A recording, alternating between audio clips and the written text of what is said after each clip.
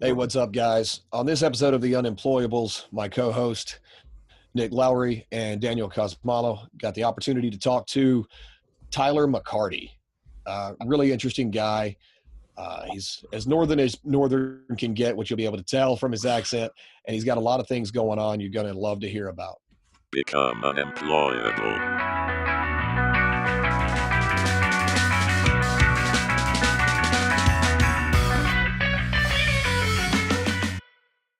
Guys, welcome back to the Unemployables podcast. We're your hosts, Nick Lowry, Jeff Putnam, Daniel Cosmala. Jeff actually could join us today. He's actually got his internet figured out. And we're joined by our guest, Tyler McCarty. He's the owner of Legacy River Coffee and I think some other businesses. Yeah, that's right. Thanks for having me, guys. Dude, absolutely. Thanks for coming on. So Yep. why don't you kick us off, tell everybody a little bit about yourself, what you do.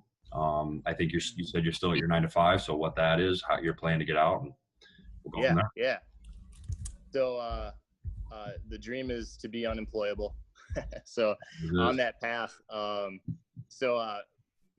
back up, I'm approaching 40, which is always been kind of that time marker to gauge some freedom financially and travel wise with the family. We have a 9-year-old daughter and a 6-year-old son, and both my wife and I are 9 to 5ers, both for nonprofit organizations. So we don't bring in a lot of coin, but we both love the organizations that we work for.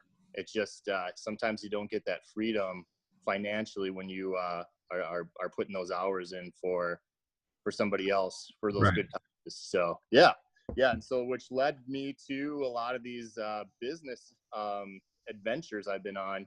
I actually, a couple years back, had signed up for a night class that was all about algorithms. I was really getting into the whole Amazon platform and what the scope was there, and Alibaba was popping up, and so I just signed up for basically a intro 101 class, and the professor and I really hit it off, and he let me kind of go on this last project on a major research project, which actually led me to my first business, which is a dog supplement business, all online, very passive. I do Amazon FBA. So I just have my inventory sent to a warehouse on either side of the US, and customers just buy there. And I just basically watch the inventory and click the button when I need to replenish. And that was my first business. That's Uncle Bones dog supplements. And what kind of go ahead. What kind of supplements do dogs need? Yeah, great question. So we had a Cocker Spaniel, which sadly just passed away 2 weeks ago after 15 and a half years. Wow, family. That's a good life, though. Yeah, it's pretty good for a Cocker It Spaniel. was a great run. That's a great run for a Cocker. And kids obviously grew up with them since our daughter is biological, so she was born with them, and our son we adopted from South Korea.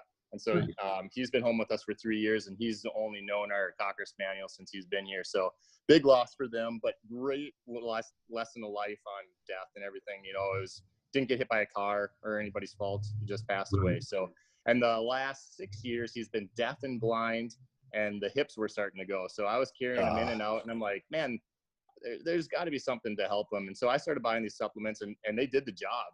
And Really? I was a repeat customer for this other company, and I'm like, I could do this. And I was in that class, so I put 2 and 2 together and created my own supplement. I actually had the lab that I worked with up the dosage that actually lubricates the joints a little bit more. So it kind of set me apart from what a lot of other ones were out there. And that's kind of been a great selling point for me. And it's made in the US, Oklahoma City. And and so I started using that on him. And so, I was not only the president, but also the customer kind of a thing. So so that was my first go around, and that's been almost a year and a half now with that one. Like I said, super passive, but it gave me the starting points of how to start a business. I know you guys have preached it on your feeds and stuff. One of the biggest things that these entrepreneurs are running into is you run into something that you're not used to, and you don't want to reach out and ask for help. But those are some of the biggest things you got to do, is to get over those small obstacles, and then you can really focus on what your dream is and pursue it. So No, yeah, absolutely. So Yep. Yeah, So, I think I reached out to Nick just the other day for a little help with my Google ads. yeah, for sure. So Yeah, tech savvy I am not. So I mean, those are things that I've definitely reached out for. And as a business owner, small business owner, some of those things that you don't even dream of that you have to deal with, you got to deal with it, or else you're going to get, you're going to lose something, or you're going to get taken by somebody else. And even if you're reaching out to somebody, you want to be part of that process so you know what's going on. And I know some of those things are daunting, and that's where we lose a lot of these people that are really driven. But yeah, those are some of the pieces that you really got to pick up, and that thankfully that class kind of led into that, and that fairly small business with the dog supplements really led into being able to pursue something that I was really passionate about, which is coffee. And that's Right. what Legacy River Coffee Roasters kind of started, and that's kind of been the big push the last 6 to 8 months is that. And so our big piece with that is being able to be part of our community, give back to the schools, get some projects going. And so we've definitely, in the last 8 months, with the amount of coffee I've roasted, packaged and stuff, it's probably about 40% that I've donated, and 30% that I've sold online or to some businesses that I've lined up and contracted. So, but to get your name out there, you got to give. And oh yeah, absolutely. Yeah. And I know you guys have preached it too. Gratitude and giving, that's going to be your biggest kickback as an entrepreneur and a business owner. You want to put that stuff out there, and it comes back full circle. So yeah, it's been good. Really does. Well, speaking of gratitude, I want to say I am grateful to you. You sent me a bag of your dark roast. Yeah. Yeah. And I'm not going to lie. And as I look at myself in the mirror, this is a 3-week growth in honor of you. Okay. So this week I'm going to put an order in. I thought it would look pretty good for 3 weeks in. Usually I'm smooth faced, but some of your tweets led me to believe I wasn't a full man. So now I feel complete. Well, for generations, the only way to separate men from boys was a beard. That's right. It's amazing I changed from a boy to a man in 3 weeks. So I mean, it happens. Just wait till your voice breaks. I know. It's squeaky. They're gonna drop. Amazing. But yeah, man, your coffee. Big bad world out there. Right. I will say though, your coffee is really good. Thanks, man. So what got you into coffee aside from just being a coffee lover? What made you want to go that route? So I really, after the dog supplements, I wanted to get something. I loved our dog, and I wanted to help him. That's cool. But I wanted something that I was proud to tell my kids, my wife, something we're really passionate about. And my wife and I have come around, we love hanging out at the coffee shops, and we love meeting friends there. We always have these memories of our grandparents inviting people over for the holidays and stuff, and we'd gather around the tables, and it was always around coffee. And I had an opportunity to actually invest in a property in Costa Rica, and so that's kind of And so our Costa Rican beans, we've been importing that, and then to kind of balance it out, that's what I sent you, Jeff, is the dark roast Costa Rican. Mm-hmm. So that's ours from the farm to your cup there in the morning when you're working out at 4:30. That's your dark roast. So to balance it out, you get to your Starbucks and your Caribou drinkers. To balance that out, we bought from a local importer with the Brazil, and then the decaf drinkers that were asking me to do some things. We did a Colombian decaf too. So those were our 3 main beans, and those are our 3 hot sellers for sure. So, but yeah, Legacy River Coffee Roasters, that kind of derived from that thought of honoring our grandparents and that history with gather on the table, and then also to leave something with our kids and our community and leave a legacy with that. So that was the legacy piece. And the river piece is I love fly fishing. I'm just drawn to rivers. Spent the morning with my daughter out there on the river, and that's kind of that piece. So that's awesome. That's kind of where the name all came from. I'm all about the legacy, man. I'm all about the legacy. Obviously, yeah. I think when I sent you that letter, I was like, man, we should do some kind of a mail order box with legacy stuff. So yeah, it's like, oh man, I love legacies though. It's great. So yeah, I guess I misinterpreted that letter. I thought it was going to be something about becoming a mail order groom or something. Yeah, that's what I was like. I was like, man, this guy's got a beard. I want to see if maybe I can move him to Wisconsin. So Well, I was like, I'm already married. I didn't want to be a mail order groom. Later, so. So tell us about how that the Costa Rican property came about, because all of our beans for Ground Shark, they come from Brazil. Oh yeah. We go through an importer to get them all. Eventually, I would like to own property down in Brazil, or some other country. Let's visit each other.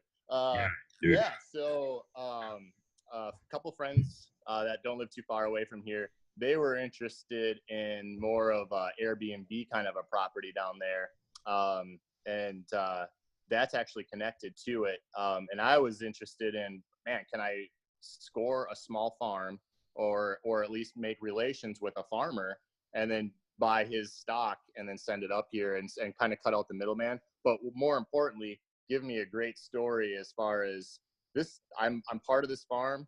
I know the farmer, it comes up here. And actually the farmer and his two sons, they still operate the whole farm. They live there. It's Uvita, Costa Rica. It's 3.5 hours south of San Jose.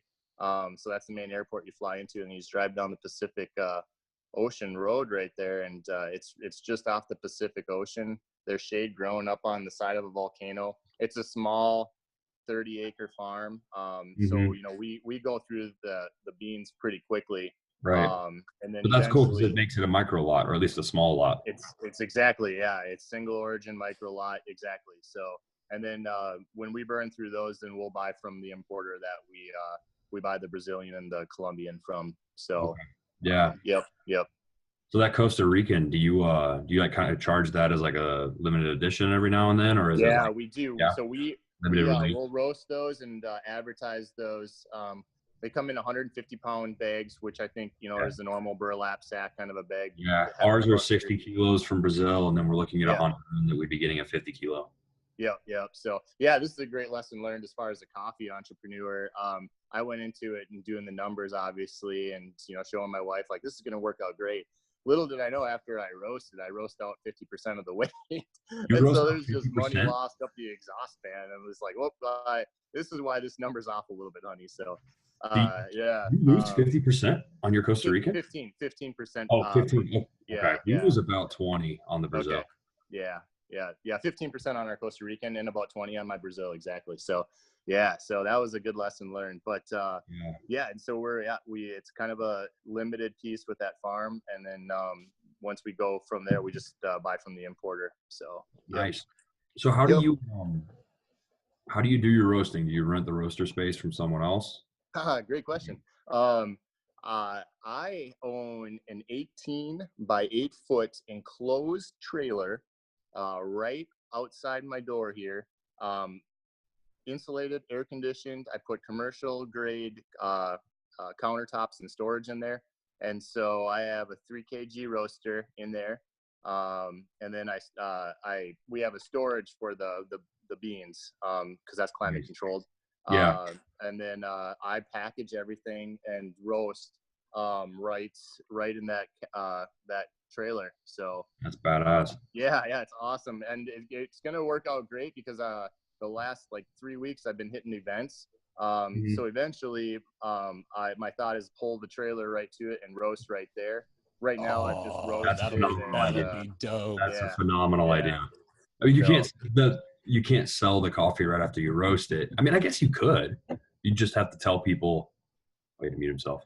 Back? Yeah. Sorry. Go ahead. You can't would you be able to sell it right after you roast it? Just kind of. I'd have to keep. I can't heat seal the bags that way. I got to let it breathe for a while. But then I obviously tell them, give it 24 hours if they're gonna take it whole bean and then grind it.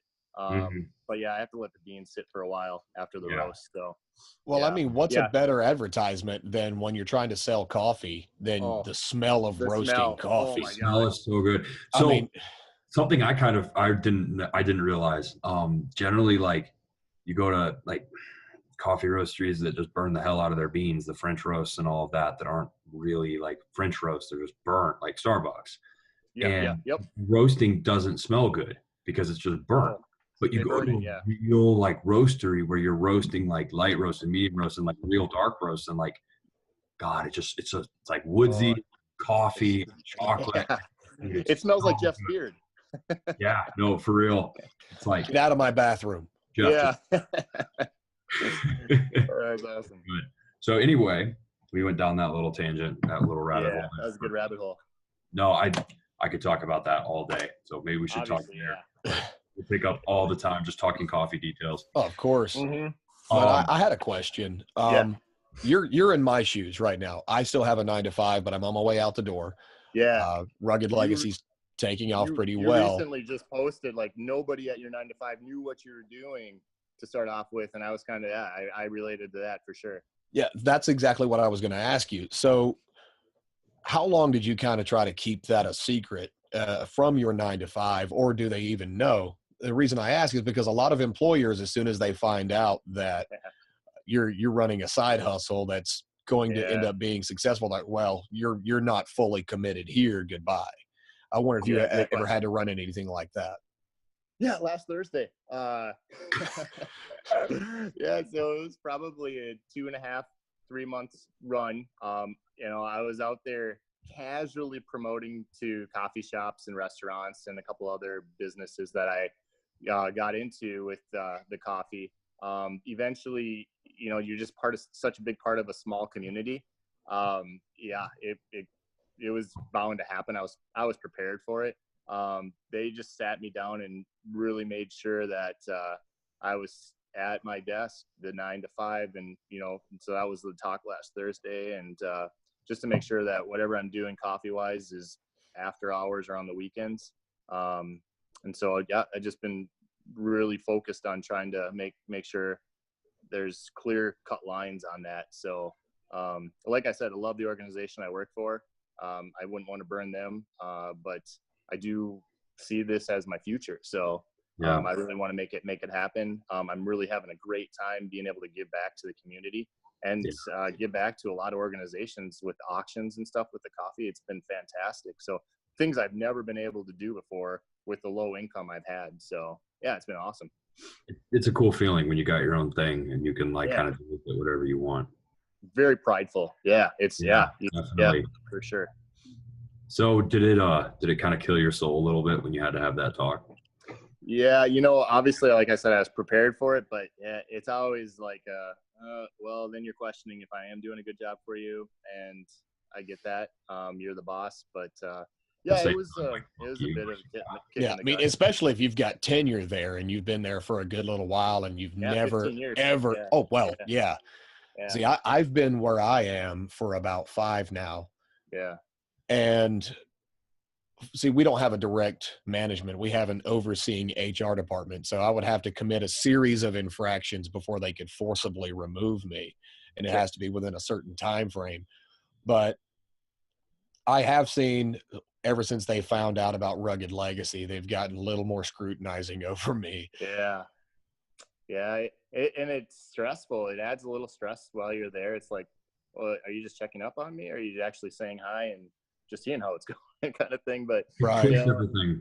Yeah, it's good. Everything's a little different. It is. Yeah.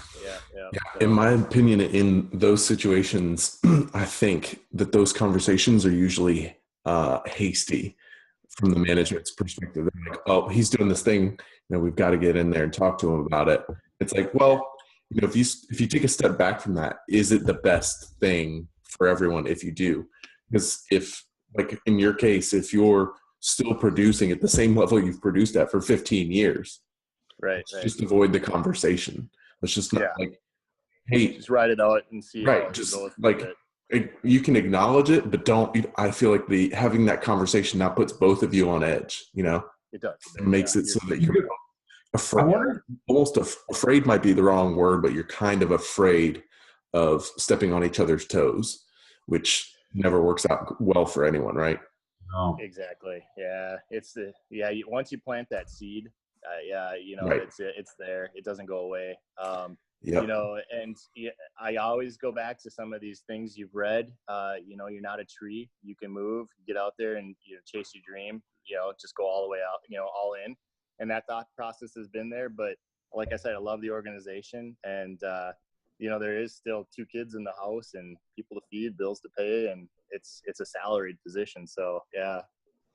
Yeah, at my job that I left about a month ago, the way it happened was I was more or less like shown the door, Yeah. kind of given the option of whether or not to stay or leave, but there's a severance, which means it was really I was kind of shown the door, and the boss, when he told everyone that I was leaving, posted out, to the team because we're all remote. He put in our chat software. It was just like, "Hey, everyone, Daniel called me and said he's gonna move on to something else." And I was like, "That's not the full story."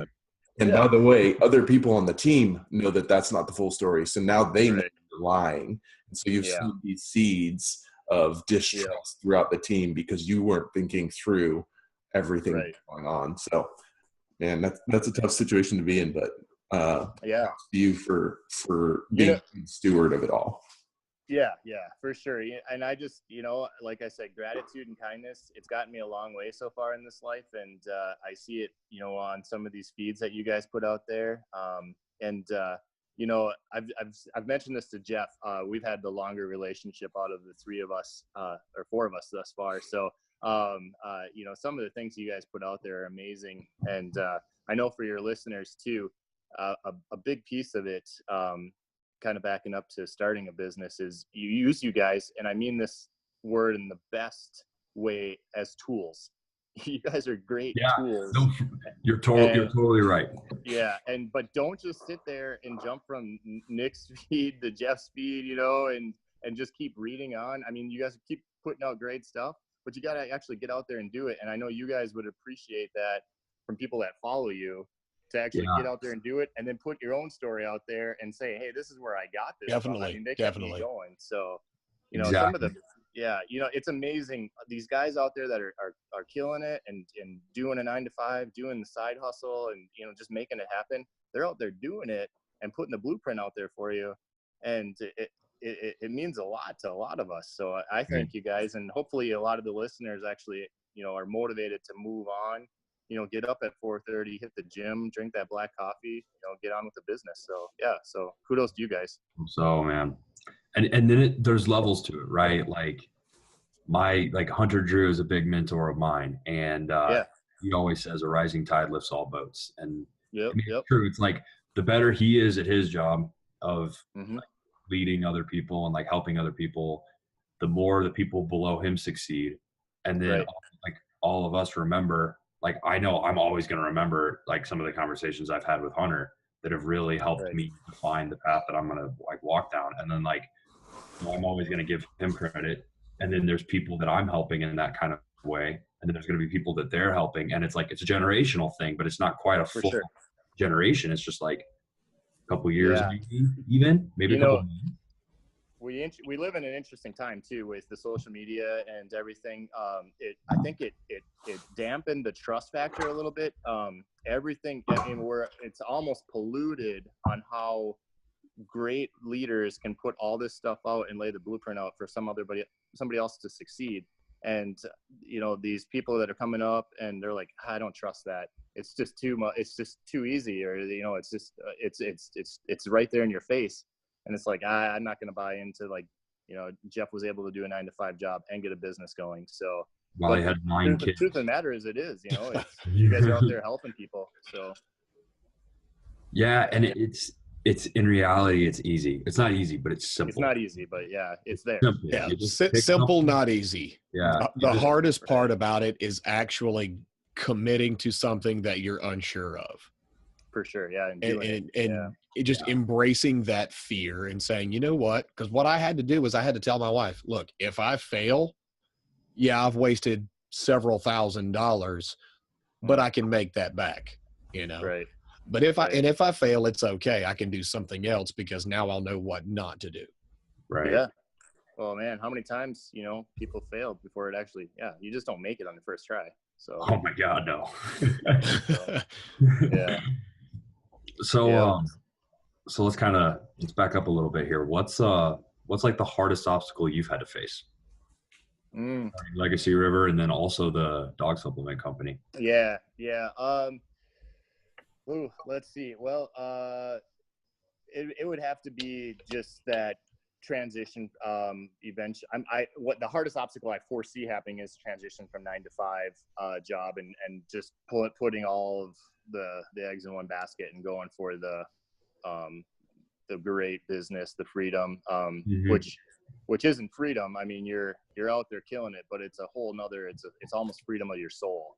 So Yes. So that's kind of my biggest obstacle I foresee that I have not taken yet, but if things go well, maybe someday. So but thus far or previously, it's my wife trusted me enough to be able to pursue something like this with a family, and good. so yeah, that's for sure probably been it. It's going to be big as someone who quit his job just over a month ago, and I don't have anyone relying on me, and I'm still like, holy shit. Just did that. So it's stressful, but it's one of those things. I was just talking to someone about it earlier today. It's like, I'm assuming, all right, you'll probably feel the same way, where it's like, you can make it happen, you can do it, but you have to do it. Right. You know what I mean? You're like, the pressure's on, you have to perform, but you can perform. Yeah. So it's one of those like high pressure, high reward situations. Right. And sometimes I wonder if I've almost waited too long. Like I've read a few things, Barbara Cochran from Shark Tank and stuff. The time to act is when you're thinking about it at the moment. The more you analyze it, the more it becomes a stupid idea. So you'll talk yourself out of it. Right. Yeah. Exactly. It's like, yep. And I think that's what my wife hopes I do sometimes, is like, I just think about it a little bit longer, and then it'll make sense that it's not a good idea. But you're passionate about it, you gotta jump in. And I think I've taken the biggest steps, at least getting things started. I mean, that's been huge, just getting the ball rolling. And then people start to see, oh yeah, that is doable, that is working. So yeah. And the thing is, like, that I've realized, and I'm sure everyone else here would agree, is like, the people in your life that you're close to, they don't, like, it's not that they don't want you to succeed, right? But they just don't think on the same pattern as you. And that's okay. That's not a bad thing at all. But it's just one of those things, like when you're asking someone else for advice, you always got to keep that in the back of your mind. And like, the people, especially that you're taking care of, your wife and kids, they're always going to be like more hesitant than you, because and they all want a safety net, and they all want plan B. But the truth of the matter is, if that happens, if you've got a plan B, you're not going to fully act on plan A. So you got to do it. You just got to do it. So you got to have a way to make sure that you're not going to like die, but like you can't, like, it's got to be like a very like minimal calculated risk. Exactly. Yeah. Exactly. Yep. Yeah.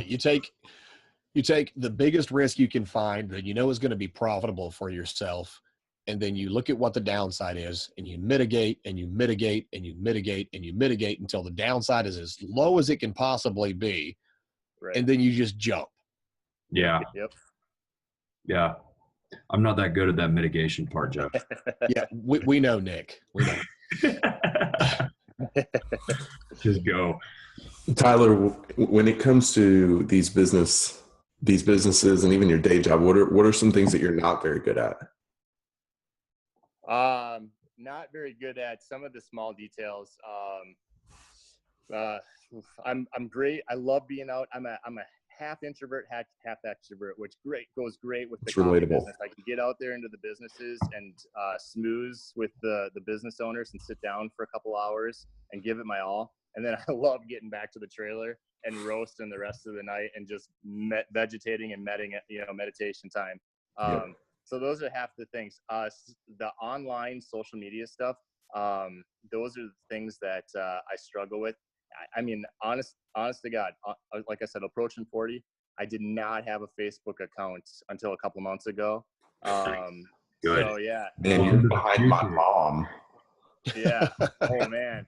I mean, I just basically and my grandma 6 months went from 0 to 60 on social media. So yeah. So now you got Instagram, Twitter, Facebook. So yeah, it's been a learning curve. Luckily, my wife is IT for a school district here. So she's very savvy in some of these things and calls me out on a lot of things that I'm doing wrong. And then, that gets to be pretty frustrating.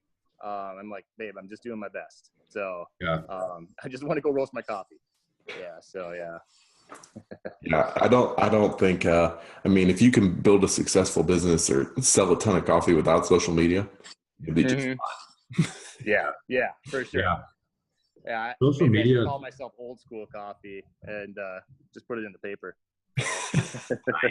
Do some direct response ads in there you go. Yep. Just cut out this little clipping, send us your name, and we'll send you a quick sample. Right.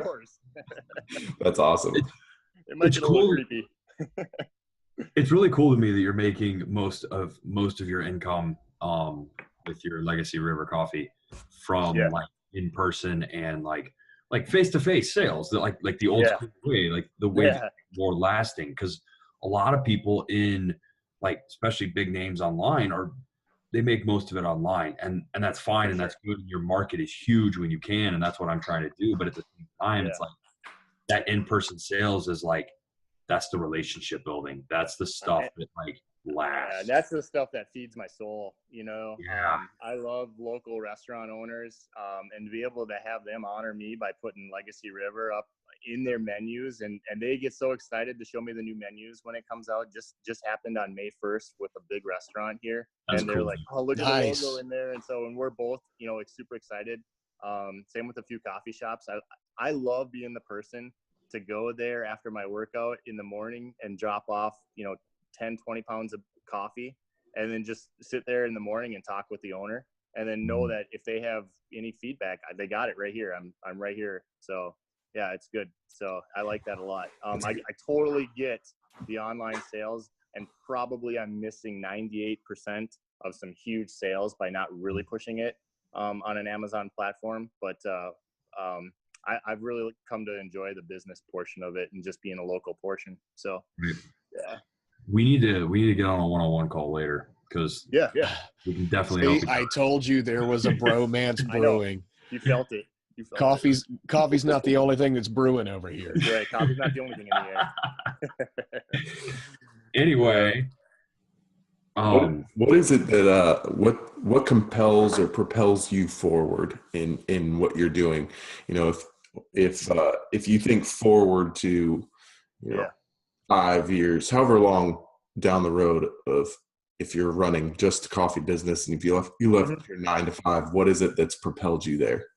Is it just a straight desire to do that, or is there a vision? Yeah, no, that's a good question. Some people got dream boards. I got these thoughts in my head. Me too. I've always been a list guy. So right now, in kind of just out of the starting gates, I've got numbers in my head that I want to reach. And I want to be in about 6 months, I want to be in for sure 6 coffee shops that each do at least 50 pounds a week. So I got these number goals in my head. Eventually, once I reach those and I'm at a capacity where our family's comfortable financially and I'm doing this, I'd like to then move more into the travel piece and get down to the farm in Costa Rica, and then probably enlarge that scope, and maybe some big time customers that are, coffee shop owners. I bring them down, they stay at our place there. I give them the whole tour of the farm just to lock them in a little bit more and give them a better feel. And then they can tell their customers, hey, I've been here. This is the coffee you're drinking that I'm serving to you. My baristas are making this, and I know Tyler that roasts it. So those are the kind of the big scope dreams. And then, just be able to be part of my kid's life, soccer coaching, keep all that stuff up. I like to drop them off, pick them up as much as possible from school. So just to keep those goals in mind. Yeah. That's good. I think I heard somewhere that someone said, I don't want people to know my business because of me. I want people to know me because of my business. Yeah. I might have said that to you 2 months ago. You might have. It might have been what you said. I did not let our community know at all that I was behind the scenes of Legacy River Coffee Roasters. It was just Legacy River Coffee Roasters going out in our community. No one knew it was me until somebody figured out, and then word got around. But being part of this community my entire life, Dad heads up the city, kind of a thing. yeah, I just wanted to keep it on the down low that it was me and just see if I could make a business succeed without me being part of it in this community. And it went really well to start off really with cool. in the first couple months. So yeah. So that was, great call, Jeff. That's kind of what I started out with too. I just wanted to stay behind the scenes. I wanted my product to speak for itself. I wanted to know if I could roast with the best of them, kind of a thing. And so it kind of took off in 2 months without anybody knowing it was me. And then month 3, it just kind of got out word that, oh, this is Tyler McCarty doing this. And then a lot of locals then, even it increased sales a bit more. So, but it was good. It's almost better that you don't put your face on it and then they find out, because then they find out like there's like more hype there instead of like exactly. It's like, whoa, that was you? Yeah. So yeah. It's kind of fun to the story. There was somebody. I thought you were useless. I didn't know you could do that. You get out of bed. You don't watch Game of Thrones all day. So I thought you were just some jerk off who came into work every now and then. You're not as bad as 15 years. So, yeah. What do you wish you had known when you started Legacy River? What do you wish you'd known when you started the dog supplement company? What are the kind of the biggest lessons that you've learned, from your 9 to 5, from the dog supplement and from this coffee company that you wish you had known when you started, that you know now? It was a great question. Definitely that comes down, for me, it would be the social media aspect and how to get it out there, especially when you're popping it out there initial and it's kind of fresh to everybody, and just keep it plugging. I can Jeff with Rugged Legacy, when he launched it on Twitter. I mean, you were killing it, and I think it's like a person needs to see something 7 times before it really sticks, kind of thing. I wish I would have probably did that a little bit more instead of just kind of taking it dry and relaxed, kind of pretty casual pace at it. I guess I can still do that because I haven't gotten huge online. But that especially with the dog supplements, if I would have hit that a little harder, I think that would have been a good lesson learned back. Dude, anything on social media that has to do with dogs goes viral. I know. I mean, I posted a picture up of me and my dog on the porch drinking coffee, and it got like 500 likes. And I'm like, so definitely your dog supplement would take off on social media. Pets is one of those niche. It's one of those niches. Niches? I don't know. Niche. I don't know if I've ever said that plural. It's got the accent aigu over the so. Does it? That's good. It's just there's 2 dots. There's a line. There's a little squiggle underneath it. There's like a bunch of shit.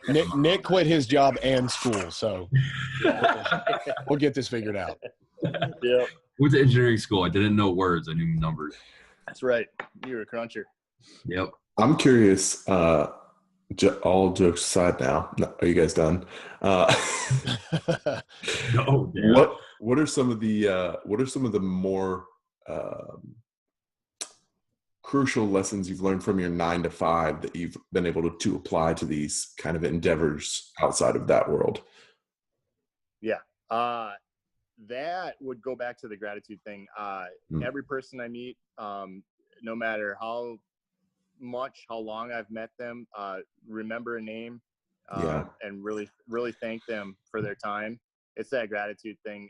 It's gone gangbusters as far as my relationship pieces that I built in the 9 to 5, and that have honestly carried over into some of these businesses. Just that the respect that they have for me because they know I care. I would say that no matter what world you're in, no matter what you're selling, just be kind to people and remember who they are. Give them the time of day. Stop and help that person, and then drum up a conversation. You never know who they're going to be. So there's nothing worse than being introduced to somebody and or knowing who somebody is and they introduce themselves for the 3rd or 4th time. Yeah, that's right. He did. I know. Yeah, not that you have to remember every name, but at least remember, kind of what happened when you met them. So I remember that happening a bunch in college where I'd see the same person like 5 or 6 times. We're always at the same stuff, and every time he'd come up and introduce himself, and I was just like, You're a douche.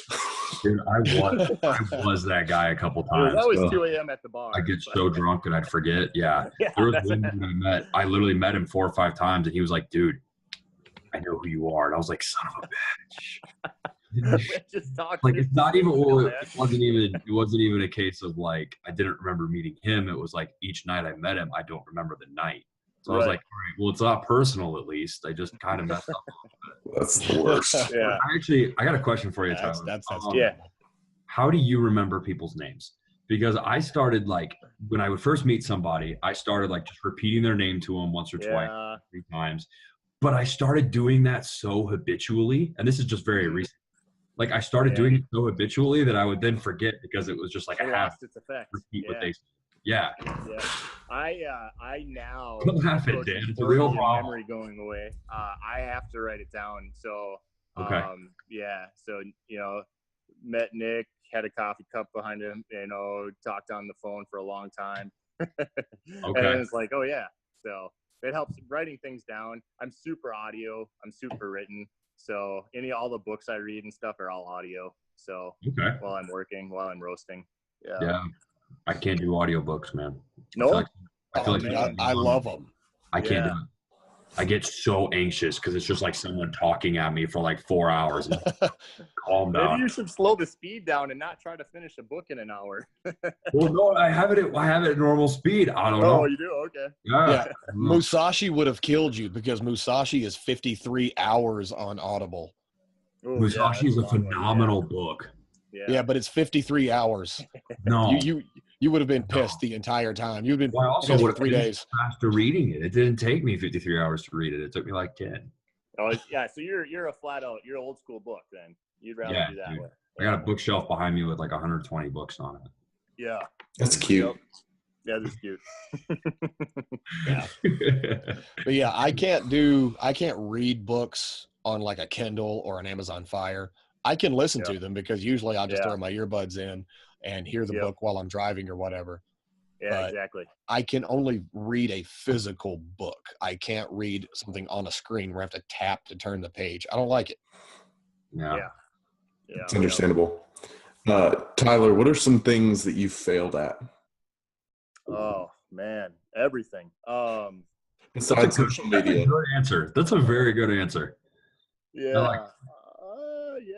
Specifically failed at, oh, geez, Louise. I've tried so many things. I've tried a hazelnut farm that I bought 500 trees and they all got eaten by deer or died.